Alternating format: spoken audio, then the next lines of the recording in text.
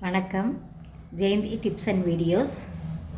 இன்றைக்கி ஸ்ரீ சுப்பிரமணிய ஸ்தோத்திரம் பார்க்கலாம். இது ஜெயமங்கள ஸ்தோத்திர புக்கில் இருந்து எடுத்தது.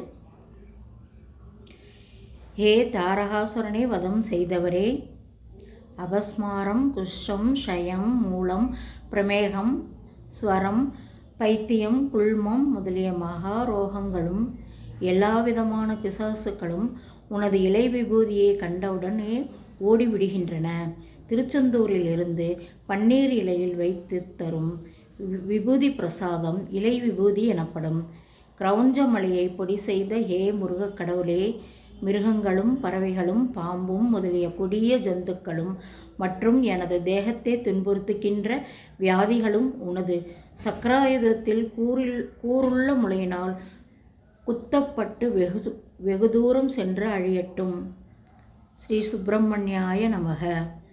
வணக்கம்.